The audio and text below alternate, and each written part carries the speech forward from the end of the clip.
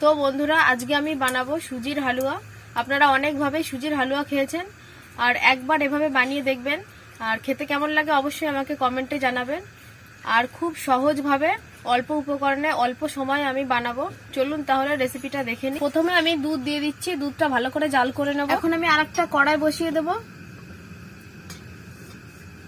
কড়াইটা গরম হয়ে গেছে, এখন আমি 1 চামচ ঘি দিয়ে দেবো।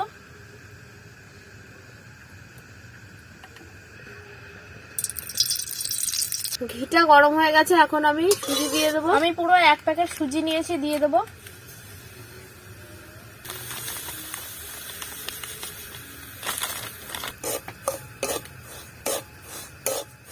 সুজিটা আমি ভালো করে ভেজে নেব। হালুয়ার জন্য সুজিটা কিন্তু একটু বেশি ভাজতে হবে। দেখুন বন্ধুরা, আমি কিন্তু খুব বেশি করে ভেজে নিয়েছি, একদম সুজির কালারটা চেঞ্জ হয়ে গেছে। আর এইভাবে কিন্তু নাড়তে থাকতে হবে। সুজিটা ভাজা হয়ে গেছে, এখন আমি দুধ দিয়ে দেবো।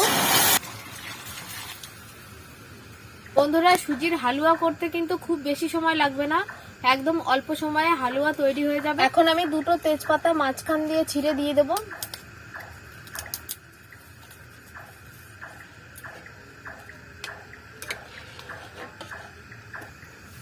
দেখুন, সুজির হালুয়াটা কিন্তু এখনো দেরি আছে। এরকম পর্যায়ে আমি চিনি দিয়ে দেব।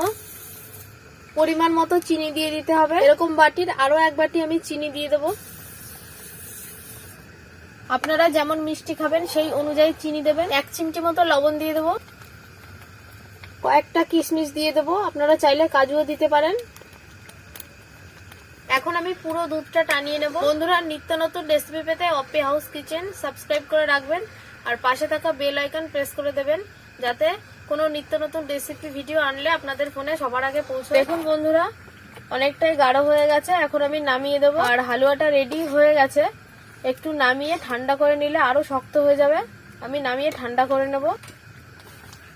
আমি 10 মিনিট মতন রেখে দিয়ে আবার দেখাচ্ছি কেমন হচ্ছে। দেখুন বন্ধুরা, সুজির হালুয়াটা পুরো রেডি হয়ে গেছে।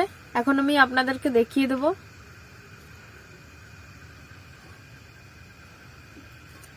দেখুন উপরে কতটা মোটা সর পড়েছে।